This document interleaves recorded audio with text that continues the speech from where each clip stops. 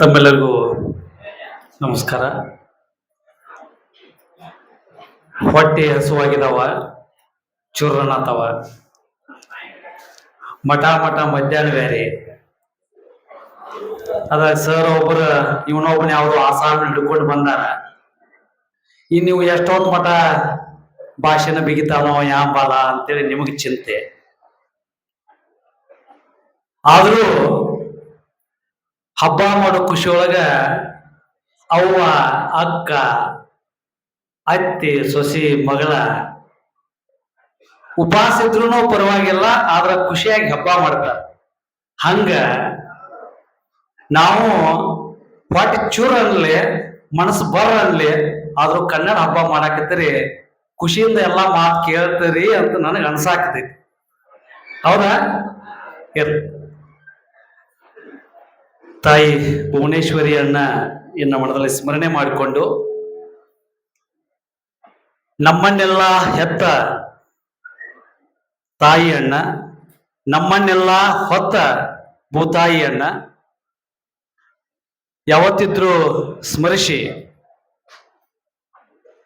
ಈ ದಿನ ಶ್ರೀ ಎಂ.ವಿ. ಕತ್ತಿ ಟ್ರಸ್ಟ್, ವಿ.ಎಂ. ಕತ್ತಿ ಪ್ರಥಮ ದರ್ಜೆ ಕಲಾ ವಾಣಿಜ್ಯ ಮಹಾವಿದ್ಯಾಲಯ, ಬೆಲ್ಲದ ಬಾಗೇವಾಡಿ, ಕಲರವ 2026 ಕನ್ನಡದ ಹಬ್ಬ. ಈ ಒಂದು ಸುಂದರ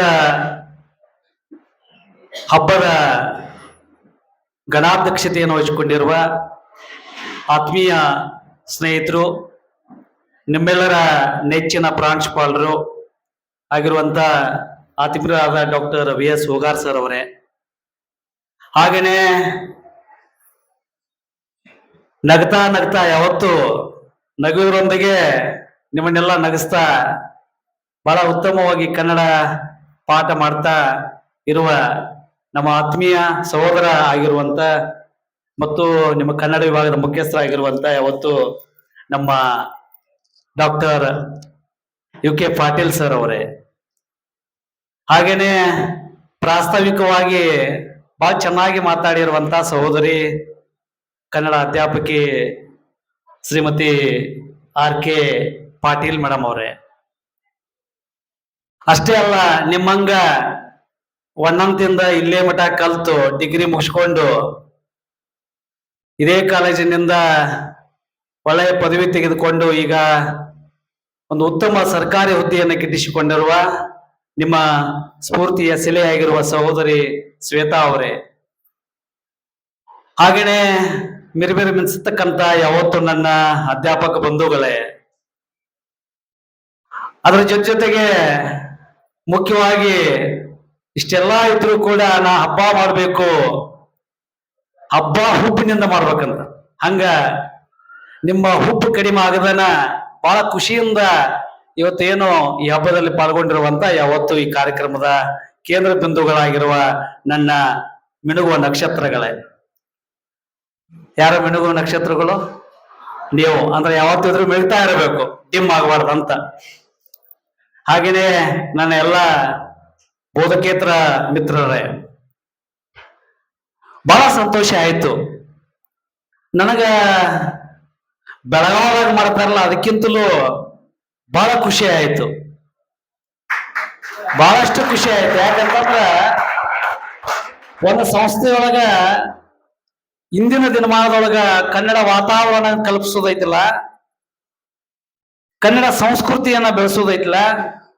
ಯಾಕಂದ್ರ ಇವತ್ತಿನ ದಿನಮಾನದಲ್ಲಿ ನೀವೆಲ್ಲ ಪಾಶ್ಚಿಮಾತ್ಯ ಸಂಸ್ಕೃತಿಯ ಬೆನ್ನತ್ತಿದ್ದೇವೆ.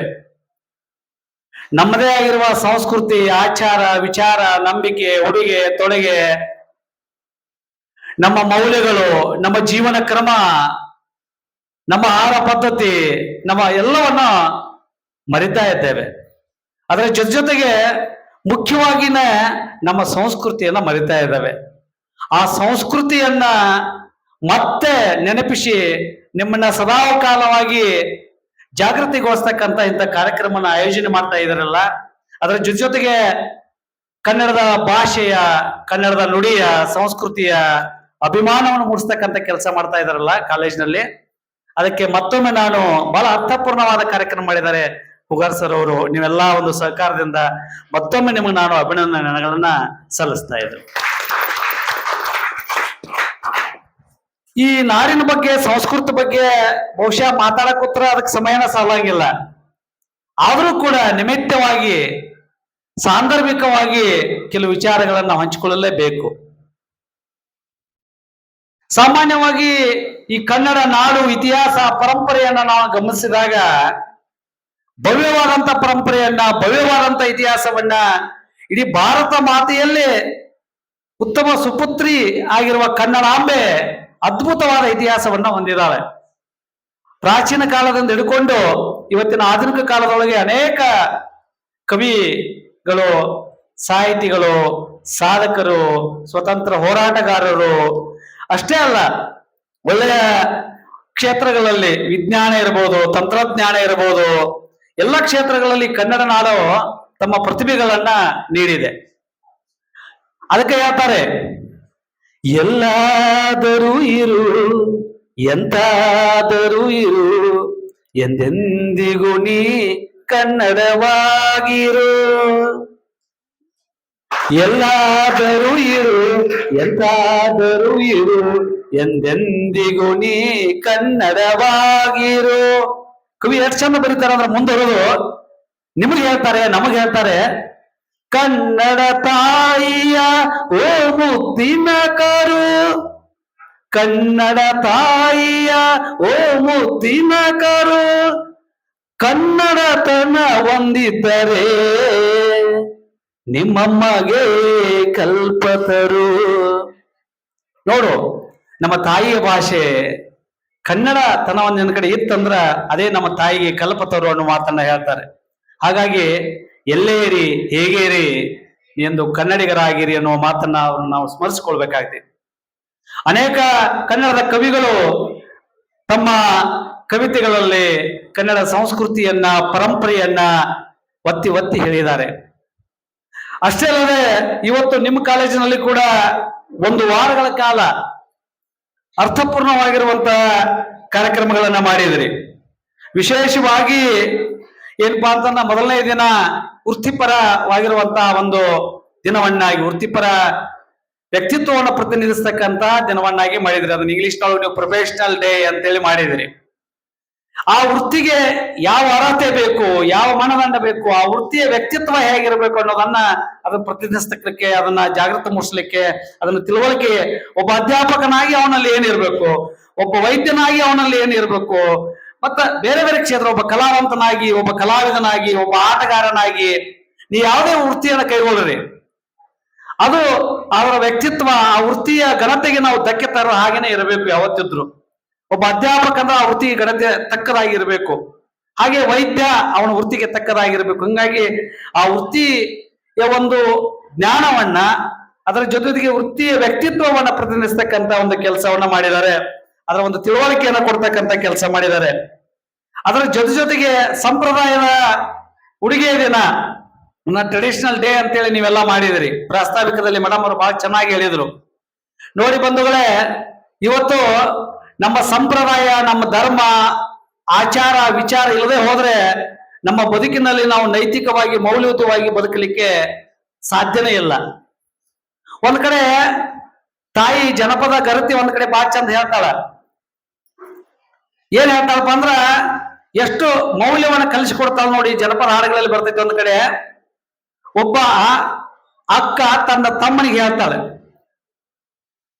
ತಾಯಿನ ಬೈಬೇಡ ತಿಳಿಗೇಡಿ ನನ್ನ ತಮ್ಮ, ತಾಯಿನ ಬೈಬೇಡ ತಿಳಿಗೇಡಿ ನನ್ನ ತಮ್ಮ, ತಾಯಿನ ನೀನ ಬೈದಾರ, ತಾಯಿಯ ನಿನ್ನ ಬೈದಾರ ನನ್ನ ತಮ್ಮ, ಬಾಳ ಮರಿಗ್ಯಾಳ ಮನದಾಗ, ಬಾಳ ಮರಿಗ್ಯಾಳ ಮನದಾಗ.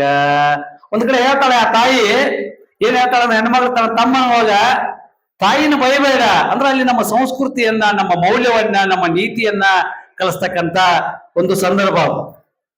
ಈ ತಾಯಿನ ಅದಕ್ಕೆ ಹೇಳ್ತಾರೆ ನಾವು ತಾಯಿ ದೇವರು ಅಂತ ಹೇಳ್ತೇವೆ. ಉಪ್ಪಿಗಿಂತ ರುಚಿ ಇಲ್ಲ, ತಾಯಿಗಿಂತ ಬಂಧು ಇಲ್ಲ. ಮತ್ತೊಂದ್ ಕಡೆ ಹೇಳ್ತಾರೆ ತಾಯಿ ಇಲ್ಲದ ತವರಿಗೆ ಎಂದು ಹೋಗಬಾರದವ್ವ. ಹಂಗಂದ್ರೆ ಇಲ್ಲಿ ತಾಯಿ ಮಹತ್ವವನ್ನು ಸಾರುವಂತಹ ಜನಪದ ಗೀತೆಗಳಲ್ಲಿ ನಮ್ಮ ಸಂಸ್ಕೃತಿಯನ್ನ, ನಮ್ಮ ನೀತಿಯನ್ನ, ತಮ್ಮ ಮೌಲ್ಯಗಳನ್ನ ತಿಳಿಸ್ಕೊಡ್ತಕ್ಕಂಥ ಕೆಲಸವನ್ನ ಮಾಡ್ತಾರೆ. ಅದರ ಜೊತೆಗೆ ನಮ್ಮ ಉಡುಗೆ ತೊಡುಗೆ, ನಮ್ಮ ಉಡುಗೆ ತೊಡುಗೆಗಳೇ ಇವತ್ತು ನಮ್ಮ ಇರುವಂತಿಕೆಯನ್ನ ಹೇಳ್ತಾವ.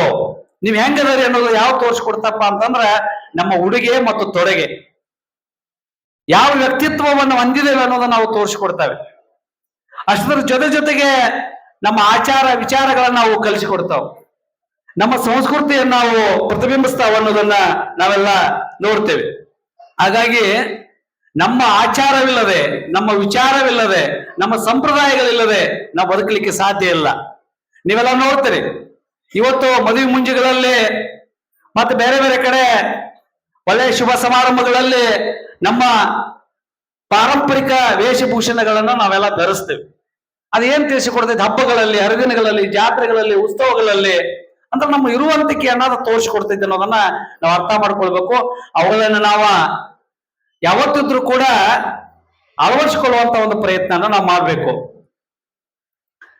ಅಷ್ಟೇ ಅಲ್ಲದೆ ಮತ್ತೊಂದು ಕಡೆ ನೀವು ಅವಳಿಯ ದಿನ ಅಂತೇಳಿ ಮಾಡಿದಿರಿ, ಅಂದ್ರ ಏನಪ್ಪಾ ಅಂದ್ರ ಟ್ವಿನ್ಸ್ ಡೇ ಅಂತೇಳಿ ಮಾಡಿದಿರಿ. ಅಂದ್ರೆ ಇಲ್ಲಿ ನಾವು ಪರಸ್ಪರ ಹೊಂದಾಣಿಕೆ, ಸಹಕಾರ ಹೇಗಿರ್ಬೇಕು ಅನ್ನೋದನ್ನ ಅಲ್ಲಿ ತೋರಿಸ್ಕೊಡುವಂತ ಒಂದು ಪ್ರಯತ್ನ ಮಾಡ್ತೀರಿ.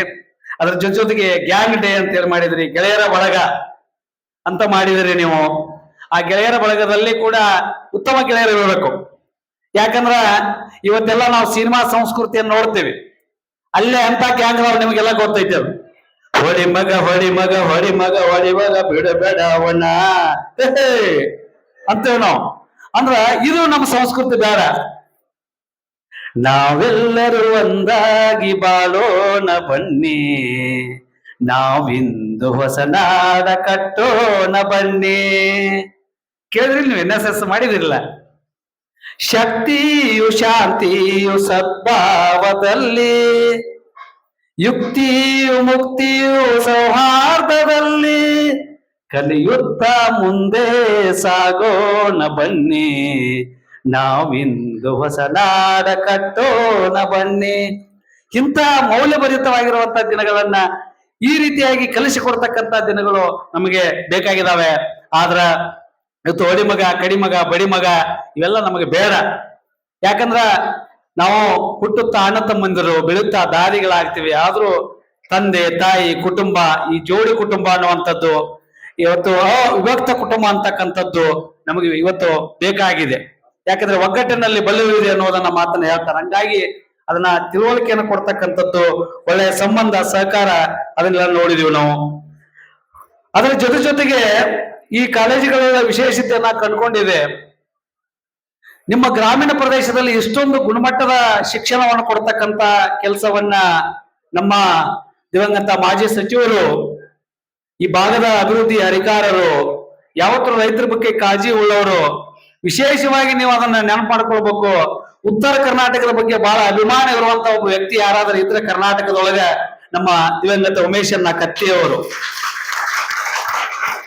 ಅವರು ಒಂದ್ ಕಡೆ ಹೇಳ್ತಾರೆ, ನಮ್ಮ ಉತ್ತರ ಕರ್ನಾಟಕವನ್ನ ಪ್ರತ್ಯೇಕವಾಗಿ ಮಾಡ್ಕೋತೀವಿ ಅಂತಾರ. ಅದೇನು ಆವಾಸ ಅಲ್ಲ. ಯಾಕಂದ್ರೆ ನಮ್ಗೆ ಸಿಗುವಂತ ಸೌಲಭ್ಯಗಳು, ನಮ್ಮ ನಾಡಿನ ಸಂಸ್ಕೃತಿ, ಉತ್ತರ ಕರ್ನಾಟಕದ ಗಟ್ಟಿತನ. ಯಾಕಂದ್ರೆ ನೀವೆಲ್ಲ ಇತಿಹಾಸ ತೆಗೆದು ಓದು ನೋಡ್ರಿ, ನಮ್ಮ ದೇಶಕ್ಕ, ನಮ್ಮ ನಾಡಿಗೆ ಅತಿ ಹೆಚ್ಚು ಯಾವ್ದಾದ್ರು ಕೊಡುಗೆ ಕೊಟ್ಟವ್ರು ಇದ್ರೆ ಅದು ಉತ್ತರ ಕರ್ನಾಟಕದ ಗಂಡು ಮೆಟ್ಟಿನ ನಾಡು, ಉತ್ತರ ಕರ್ನಾಟಕದವರು ಅನ್ನೋದನ್ನ ನಾವು ಅರ್ಥ ಮಾಡ್ಕೊಳ್ಬೇಕು. ಸ್ವತಂತ್ರದ ಇತಿಹಾಸವನ್ನು ತೆಗೆದುಕೊಂಡು ಹೋದ್ರ ಅಲ್ಲಿ ಕ್ರಾಂತಿವೀರ ಸಂಗೊಳ್ಳಿ ರಾಯಣ್ಣ ನಮ್ಮ ದೇಶಕ್ಕೆ ಕೊಡುಗೆಯನ್ನ ಕೊಡ್ತಾನ, ಚೆನ್ನಮ್ಮಾಜಿ ನಮ್ಮ ದೇಶಕ್ಕೆ ಕೊಡುಗೆಯನ್ನ ಕೊಡ್ತಾರೆ. ಅಷ್ಟೇ ಅಲ್ಲದೆ ಅನೇಕ ಕನ್ನಡದ ಕವಿಗಳು, ಸ್ವತಂತ್ರ ಹೋರಾಟಗಾರರು ಎಲ್ಲಾರು ಇದ್ರ ಅದು ಉತ್ತರ ಕರ್ನಾಟಕದ ಭಾಗದವರು ಅನ್ನೋದನ್ನ ನಾವು ಹೇಳ್ತೇವೆ. ಅದಕ್ಕ ಗಂಡು ಮೆಟ್ಟಿದ ನಾಡು ಉತ್ತರ ಕರ್ನಾಟಕ ಅಂತ ಹೇಳ್ತೇವೆ. ಹಾಗಾಗಿ ಆ ದಿಸೆಯೊಳಗ ಆ ಒಂದು ಗಟ್ಟಿತನ, ಯಾವುದೇ ಹೋರಾಟವನ್ನು ತೆಗೆದುಕೊಡ್ರಿ ನೀವು, ಆ ಹೋರಾಟದ ಹಿನ್ನೆಲೆಯೊಳಗ ಯಾರದಾರಪ್ಪ ಅಂದ್ರೆ ಉತ್ತರ ಕರ್ನಾಟಕದ ಜನ ಅದಾರ, ಕವಿಗಳದಾರ, ಅನೇಕ ಹೋರಾಟಗಾರದಾರ. ಅಷ್ಟೇ ಅಲ್ಲದೆ ರಾಜ್ಯ ಮನೆತನಗಳು ಕೂಡ ಉತ್ತರ ಕರ್ನಾಟಕದಲ್ಲಿ ಬಹಳ ಚೆನ್ನಾಗಿ ಆಡಳಿತವನ್ನ ಮಾಡ್ತಾವ. ಉತ್ತಮವಾಗಿರುವ ರಾಜ್ಯ ಮನೆತನಗಳು ಇಲ್ಲಾದ್ರೂ ನಾವು ನೋಡಿದ್ರೆ ಅದು ನಮ್ಮ ರಾಜಮನೆತನಗಳು. ನೀವು ವಿಜಯನಗರದ ಸಾಮ್ರಾಜ್ಯವನ್ನ ನೋಡ್ಕೊತೀರಿ. ಇದೇ ವೇಳೆ ಮಯೂರ್ ವರ್ಮನ ಒಂದು ಭಾವಚಿತ್ರವನ್ನ ಅನಾವರಣ ಮಾಡಿದ್ರಿ ನೀವು. ಇವನ್ನೆಲ್ಲ ನೋಡಿದಾಗ ಉತ್ತರ ಕರ್ನಾಟಕದ ಕೊಡುಗೆಯನ್ನ ನಾವಿಲ್ಲಿ ಅರ್ಥವನ್ನ ಮಾಡ್ಕೊಳ್ಬೇಕಾಗ್ತದೆ. ಅಂತ ಉತ್ತರ ಕರ್ನಾಟಕದ ಕೊಡುಗೆಗಳಲ್ಲಿ ಇವತ್ತು ನಮ್ಮ ಅನೇಕ ಶಿಕ್ಷಣ ಸಂಸ್ಥೆಗಳು ಒಳ್ಳೆ ಕೆಲಸವನ್ನ ಮಾಡಾಕತ್ತಾವ. ಆ ದಿಸೆಯೊಳಗ ಈ ಒಂದು ಸಂಸ್ಥೆ ನಿಮ್ಮೆಲ್ಲರ ಜ್ಞಾನವನ್ನ ಹೆಚ್ಚಿಸಲಿಕ್ಕೆ, ನಿಮ್ಮಲ್ಲಿರುವಂತಹ ಕೌಶಲ್ಯಗಳನ್ನ ಬೆಳೆಸಲಿಕ್ಕೆ ಈ ಒಂದು ಸಂಸ್ಥೆಯನ್ನ ದಿವಂಗತ ಉಮೇಶನ ಕತ್ತೆಯವರು ಇರ್ಬೋದು, ನಮ್ಮ ಸಂಸದರಾಗಿರುವಂತ ರಮೇಶನ ಕತ್ತೆಯವರು ಇರ್ಬೋದು, ಅವರ ಸುಪುತ್ರರಾಗಿರ್ಬೋದು, ನಿಮಗೆ ಸದಾ ಒಂದು ಗ್ರಾಮೀಣ ಪ್ರದೇಶದಲ್ಲಿ ಉತ್ತಮ ಗುಣಮಟ್ಟದ ಶಿಕ್ಷಣವನ್ನ ಕೊಟ್ಟು ಮಕ್ಕಳನ್ನ, ಯಾಕಂದ್ರ ನಮ್ಗೆಲ್ಲಕ್ಕಿಂತ ಮುಖ್ಯ ಏನ್ ಬೇಕಪ್ಪ ಅಂತಂದ್ರ ಇವತ್ತು ಅನ್ನ ನೀರು ಆಹಾರ ಇಲ್ಲ ನಡೆದೈತಿ, ಆದ್ರೆ ಶಿಕ್ಷಣ ಒಂದು ಇರ್ಲಿಲ್ಲ ಅಂದ್ರ ಎಲ್ಲ ಕೂಡ ನಮಗೆ ನಿಷ್ಪ್ರಯೋಜಕ ಆಗ್ತೈತಿ. ಶಿಕ್ಷಣ ನೀ ಪಡ್ಕೊಂಡಿ ಅಂದ್ರ ಈ ಅನ್ನ ನೀರು ಆಹಾರ ಪಡ್ಕೊಳ್ಳುವ ಸಾಮರ್ಥ್ಯವನ್ನ ನೀ ಪಡ್ಕೋತಿ. ಹಂಗಾಗಿ ನಮ್ಮ ಗ್ರಾಮೀಣ ಮಕ್ಕಳು ಪ್ರತಿಭಾವಂತರು, ಅವರಿಗೆಲ್ಲ ಶಿಕ್ಷಣ ಸಿಗಬೇಕು, ಪ್ರತಿಭೆಗೆ ಸಂಸ್ಕಾರ ಸಿಗಬೇಕು, ಪ್ರೋತ್ಸಾಹ ಸಿಗಬೇಕು ಅನ್ನೋ ದಿಶೆಯಲ್ಲಿ ಎಷ್ಟೊಂದು ದೊಡ್ಡ ಸಂಸ್ಥೆಯನ್ನು ಅವರು ಇಲ್ಲಿ ಕಟ್ಟಿ ಬೆಳೆಸಿದ್ದಾರೆ. ಅದರ ಎಲ್ಲ ಸದುಪಯೋಗವನ್ನ ನೀವೆಲ್ಲ ತೆಗೆದುಕೊಳ್ರಿ. ಇದೇ ತಾನೇ ಶ್ವೇತಾ ಅವರು ಇಲ್ಲಿಯೇ ಒಬ್ಬ ಕಲಿತಂತ ಒಬ್ಬ ಕನಸಿನ ಕೂಸು ಅವರು ಇವತ್ತು ಬೆಳೆದು ದೊಡ್ಡವರಾಗಿ ವಿದ್ಯೆ ಒಂದು ಪದವಿಯನ್ನು ಪಡ್ಕೊಂಡು ಇವತ್ತು ಕಾಂಪಿಟೇಟಿವ್ ಎಕ್ಸಾಮ್ ನಲ್ಲಿ ಸಕ್ಸಸ್ ಆಗಿ ನಿಮ್ಮ ಮುಂದೆ ನಿಂತಿದ್ದಾರೆ. ಅವರು ನಿಮ್ಗೊಂದು ಸ್ಫೂರ್ತಿ ಆಗಬೇಕು. ಈ ಒಂದು ಸಂಸ್ಥೆಯ ಎಲ್ಲಾ ವಿದ್ಯಾರ್ಥಿಗಳು ಇವತ್ತು ರಾಜ್ಯ ಮಟ್ಟದಲ್ಲಿ, ರಾಷ್ಟ್ರ ಮಟ್ಟದಲ್ಲಿ ಶಿಕ್ಷಣ ಇರ್ಬೋದು, ಕ್ರೀಡಾ ಕ್ಷೇತ್ರ ಇರ್ಬೋದು, ಉದ್ಯೋಗ ಕ್ಷೇತ್ರದಲ್ಲಿ ನೀವೆಲ್ಲ ಬೆಳೆಯಿರಿ ಅನ್ನುವ ಆಶಯ ಅವರು ನಿಮಗೆ ಸ್ಫೂರ್ತಿಯನ್ನು ನೀಡಿದ್ದಾರೆ. ಆ ದಿಸೆಯೊಳಗೆ ನೀವೆಲ್ಲ ಬೆಳೆದ್ರಿಪ್ಪ ಅಂತಂದ್ರ ಇವತ್ತು ಸಂಸ್ಥೆ ಕಟ್ಟಿರುವಂತ ಇಂಥ ಮಹಾತ್ಮರಿಗೆ ಒಂದು ನಾವು ಋಣಿ ಆಗಿರ್ತೀವಿ ಅನ್ನೋದನ್ನ ನಾವೆಲ್ಲ ಅರ್ಥ ಮಾಡ್ಕೊಳ್ಬೇಕಾಗ್ತೈತಿ. ಹಾಗಾಗಿ ಮಕ್ಕಳೇ, ನೀವೆಲ್ಲ ಒಳ್ಳೆಯ ಸಂಸ್ಕಾರವನ್ನ ಪಡ್ಕೊಳ್ರಿ, ಉತ್ತಮವಾಗಿರುವ ನಾಗರಿಕರಾಗಿ ತಾವೆಲ್ಲ ಬೆಳೆಯಿರಿ ಅನ್ನುವಂತ ಮಾತನ್ನ ಹೇಳ್ತಾ, ಅದರ ಜೊತೆಗೆ ನಿಮ್ಗ ಅನೇಕ ಸೌಲಭ್ಯಗಳನ್ನ ಈ ಸಂಸ್ಥೆ ಕೊಟ್ಟಿದೆ. ಉಚಿತ ಬಸ್ ಇರಬಹುದು, ಉತ್ತಮ ಗ್ರಂಥಾಲಯ ಇರಬಹುದು, ಆಡಿಟೋರಿಯಂ ಹಾಲ್ ಇರಬಹುದು.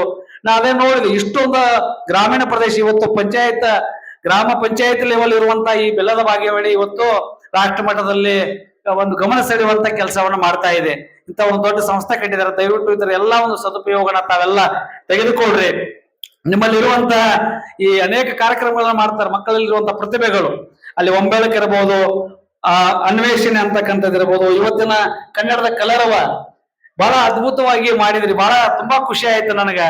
ಆ ಗೊಡ್ಡೊಳ್ಳು ಬಾರಿಸುವುದು, ನಿಮ್ಮ ಮೆರವಣಿಗೆ, ಇನ್ನು ಬೇಕಾದಾಗ ಅನೇಕ ಕಲ್ಚರ್ ಒಂದು ಸಾಂಸ್ಕೃತಿಕ ಕಾರ್ಯಕ್ರಮಗಳು ಇರ್ಬೋದು. ನಿಮ್ಮ ಇವೆಲ್ಲ ಏನಂದ್ರ ಮಕ್ಕಳಲ್ಲಿರುವಂತಹ ಒಂದು ಪ್ರತಿಭೆಯನ್ನು ಗುರುತಿಸಿ ಪ್ರೋತ್ಸಾಹಿಸಿ ಅವರನ್ನ ಒಂದು ರೀತಿಯಾಗಿ ಉತ್ತಮ ವ್ಯಕ್ತಿತ್ವವನ್ನ ಬೆಳೆಸಿಕೊಳ್ಳಲಿಕ್ಕೆ ಒಂದು ಸದಾವಕಾಶ ಒಂದಾದ ಕೊಡ್ತಾವೆ. ಅನೇಕ ಹಾಡುಗಾರರು ಇರ್ತೀರಿ, ಭಾಷಣಕಾರರು ಇರ್ತೀರಿ, ಅಥವಾ ನಟರು ಇರ್ತೀರಿ. ಬಹುಶಃ ನಾನು ನೋಡಿ ಸರ್ ನನಗೆ ಇನ್ಸ್ಟಾಗ್ರಾಮ್ ದ ವಿಡಿಯೋಗಳನ್ನು ಕಳಿಸಿದ್ರು. ಅಲ್ಲೆಲ್ಲ ಮಾಡಿರುವಂತ ನಿಮ್ಮ ನಟನೆ, ಮನೋ ಆಕ್ಟಿಂಗ್ ಇರ್ಬೋದು, ಅಥವಾ ನಿಮ್ಮ ಏಕಾಭಿನಯ ಪಾತ್ರಗಳು ಇರ್ಬೋದು, ಅದನ್ನ ನೋಡಿನೇನು ಬಹಳಷ್ಟು ಖುಷಿ ನನಗೆ ಆಯ್ತು. ಯಾಕಂದ್ರೆ ಅವೇ ನಿಮ್ಮ ವ್ಯಕ್ತಿತ್ವವನ್ನ ಒಂದು ಬಿಂಬಿಸ್ತಕ್ಕಂಥ ಕೆಲಸ. ಆ ವ್ಯಕ್ತಿತ್ವದ ಬೆಳವಣಿಗೆಯೊಂದಿಗೆ ನೀವು ನಿಮ್ಮ ಜೀವನವನ್ನ ರೂಪಿಸಿಕೊಳ್ಬಹುದು. ಒಳ್ಳೆ ಭಾಷಣಕಾರ ಆಗ್ಬೋದು, ಒಳ್ಳೆ ಹಾಡುಗಾರರಾಗಿರ್ಬೋದು, ಅಷ್ಟೇ ಅಲ್ಲ ಬೇರೆ ಒಳ್ಳೆ ರಾಜಕಾರಣಿ ಆಗ್ಬಹುದು, ಉತ್ತಮ ಶಿಕ್ಷಣ ತಜ್ಞರಾಗಬಹುದು, ಬೇರೆ ಬೇರೆ ಉತ್ತಮ ಉದ್ಯೋಗದಾತರ ಆಗ್ಬಹುದು. ನೀವೆಲ್ಲ ಇಂಥ ಒಂದು ವೇದಿಕೆಯನ್ನ ತಾವೆಲ್ಲ ಉತ್ತಮ ರೀತಿಯಲ್ಲಿ ಸದುಪಯೋಗ ಪಡಿಸಿಕೊಡ್ರಿ ಅನ್ನುವಂಥದ್ದು ಒಂದು ಮಾತು. ಅಷ್ಟೇ ಅಲ್ಲದೆ ಸಂಕಲ್ಪ ಅಂತ ಕೂಡ ನಿಮಗೆ ಬೀಳ್ಕೊಳ್ಳೋ ಸಮಾರಂಭನ ಸಂಕಲ್ಪ ದಿನ ಅಥವಾ ಆಚರಣೆ ಅಂತ ಮಾಡ್ತಾರ ಅಂತ ಹೇಳಿದ್ರು. ಬಹಳ ಸಂತೋಷ ಆಯ್ತು. ಏನಂದ್ರ ಅದನ್ನ ಇವತ್ತು ವಿಶ್ವವಿದ್ಯಾಲಯಗಳು ಮಾಡ್ತಕ್ಕಂಥ ಕೆಲಸ, ನಿಮ್ಮ ಒಂದು ಕಾನ್ವೆಕೇಶನ್ ಮಾಡ್ತಕ್ಕಂಥದ್ದು ಮಾಡಿ ನಿಮ್ಗೆ ಒಂದು ಗೌನ್ ಹಾಕಿ ಆ ಪದವಿ ಪ್ರದಾನ ಸಮಾರಂಭ ಮಾಡ್ತಾರ. ಅದೊಂದು ರೀತಿಯಾಗಿ ನಮಗೆ ಹೆಮ್ಮೆ. ಡಿಗ್ರಿ ಪಡ್ಕೊಳ್ಳೋದಂದ್ರೆ ಹಳ್ಳಿಯಾಗ ಹೇಳ್ತಾರ ನೋಡ್ರಿ, ನೀವೇನಾದ್ರೆ ಬಹಳ ಉಡಾತನ ಮಾಡಕೈತ್ರಿ, ಏನಾದ್ರೆ ವಾದ ವಿವಾದ ಮಾಡಕೈತ್ರಿ, ಏನ್ ಪದವಿಗೆ ಬಂದ್ ಎಣ್ಣೆ ಅಂತ ಕೇಳ್ತಾರ. ಹಂಗ ನೀವೆಲ್ಲ ಇನ್ನೊಂದು ತೊಡೆ ದಿವಸಿಗೆ ಎಲ್ಲರೂ ಪದವಿಗೆ ಬರೋರು, ಹೌದಲ್ಲ? ಬಹಳ ಪದವಿಗೆ ಬಂದ್ ಏನೋ ಕೇಳ್ತಾರ ಹಳ್ಳಿಯಾಗ. ಅಂದ್ರೆ ಪದವಿ ಅಂದ್ರೆ ಒಂದು ನಮಗೆ ಹೆಮ್ಮೆ, ಆದ್ರೆ ಆ ಪದವಿ ಉಪಯೋಗ ಆಗ್ಬೇಕು. ಈ ಪದವಿ ತಗೊಂಡು ಎಲ್ಲಿ ಗೆದವಿ ಮಾಡಾಕ್ತಿ ಅನ್ನೋದು ಆಗಬಾರದು. ಆ ಪದವಿ ನಮಗೆ ಉಪಯೋಗ ಆಗ್ಬೇಕು ಅನ್ನೋಂಥ ಕಲ್ಪನೆ ಕೂಡ ನಿಮ್ಗೆ ಇಟ್ಕೊಳ್ಬೇಕು. ಮಕ್ಕಳ